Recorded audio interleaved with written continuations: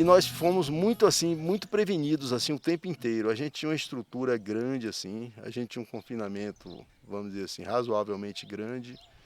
Né? Começamos assim praticamente junto quando a Capitã começou, né? Aí e a gente Comprava caroço de algodão antecipado, já se precavendo para seca, fazia tudo, vamos dizer assim, a gente chegou a apacentar lá, assim no confinamento, vamos dizer assim, 5.000 animais, né? Numa região seca daquela. E nossa fonte de fibra era o feno, né? Era o feno. A gente tinha uma prevenição muito grande, mas eu costumo dizer assim, para uma pequena estiagem, você consegue passar, né? Quando você encontra assim uma seca, como foi essa de 2012, 13, você não consegue resistir porque consumiu tudo que a gente tinha de reserva, né? E você tem ideia, choveu 100 milímetros no ano. Meu Deus na fazenda. Não tem nem deserto. Chove tão pouco. Clima de deserto 200, alguma coisa assim do tipo, né? Então a gente veio para cá e o que mais nos surpreendeu foi que essa região aqui, né, a gente quando chegou, que viu a região aqui, a gente disse, aqui a gente vai poder trabalhar. E eu vejo assim que até hoje assim as pessoas se queixam muito que aqui é uma região seca, que é uma região, mas isso aqui é uma região muito boa. É uma região muito boa. É uma região que eu acredito que vai crescer muito.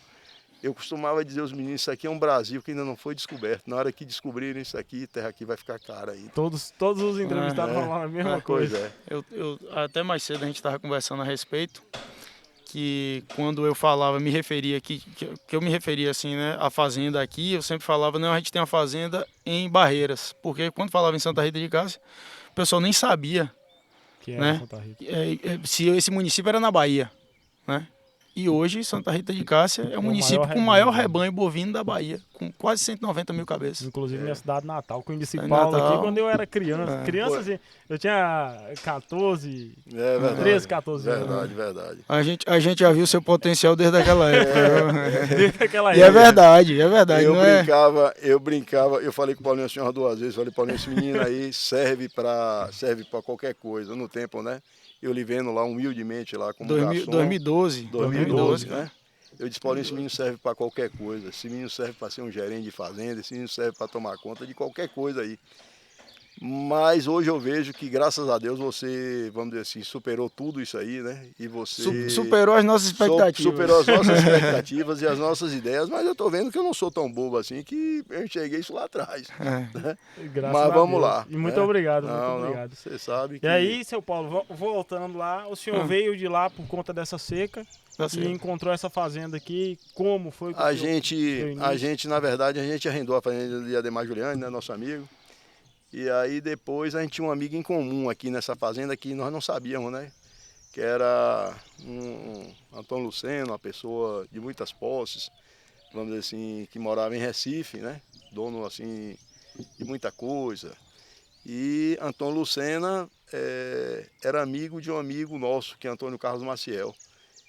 E vamos dizer assim, Antônio Carlos aí aproximou, vamos dizer assim, ele da gente e daí em diante facilitou as coisas, né?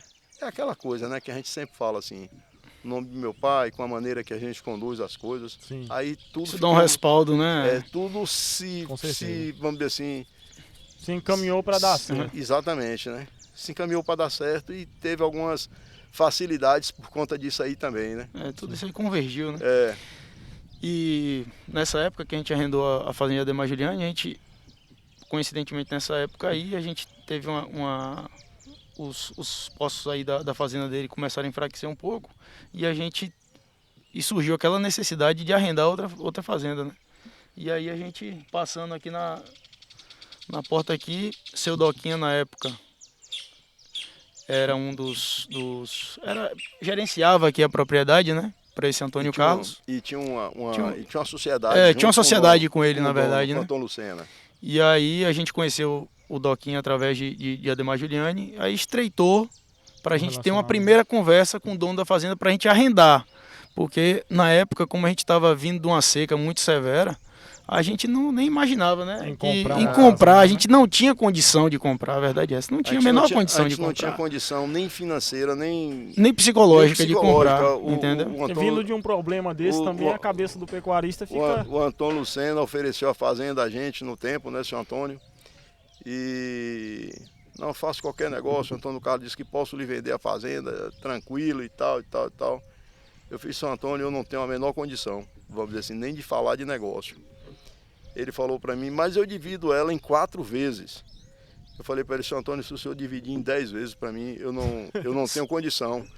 Aí ele me perguntou, as 10 vezes, você está pensando que 4 vezes é 4 meses? É porque aqui é por safra, né? O pagamento aqui é por safra, lá é mensal. Lá é à vista, né? A coisa. Lá são 4 meses. Aí ele disse, não, Paulo, eu estou falando com você de 4 anos para você pagar. E eu fiz, não, se o senhor, mesmo assim, eu não tenho interesse, porque eu não tenho cabeça para nada aqui agora. Uma coisa que eu sempre aprendi, assim, que meu pai, uma das lições que meu pai sempre passava pra gente é que não tenha medo de negócio, certo? Você só não pode fazer negócio mal feito. Não tenha medo, assim, nem cerimônia de pedir prazo. Tenha medo de, no dia, não poder honrar com eles. Sim. Certo? Então eu costumo dizer assim, dentro de casa eu sempre falo assim, eu não remonto negócio, sabe? Negócio a gente vai fazendo vai concluindo, certo? E depois, e a coisa sempre deu certo desse jeito aí, sabe? As coisas elas têm que ser feitas dentro do prazo que foi estipulado e ser feita do jeito que foi falado. Como o seu Mário falou, né? Hoje em dia é muito difícil uma pessoa cumprir o fio do bigode, a palavra. Mas tem. Né? Mas tem pessoas que cumprem com a palavra. Que isso traz grande credibilidade. Como o senhor falou aí, o pai do senhor trazia a palavra dele, e como vocês falaram mais cedo, vocês não fazem um contrato para vender um boi. Né? Você dá a sua palavra. Se dá a sua palavra, você cumpre com a sua palavra. Você falou que você já vendeu eles na alta com preço abaixo, porque você já tinha vendido, mas na palavra, você não tinha nenhum contrato para isso. Então isso daí mostra muito a personalidade da pessoa, né? E a criação da pessoa que está vindo ali, né? Eu costumo dizer a eles o seguinte, a gente, a meus filhos, a meus irmãos, a gente tem que ter assim, cuidado assim, na hora de fazer o negócio, para que a gente não venha, vamos dizer, porque o negócio também não pode matar você. Sim. Certo? Mas a gente tem que fazer um negócio dentro de uma margem assim que você suporte, né? É o que eu estava lhe falando mais atrás.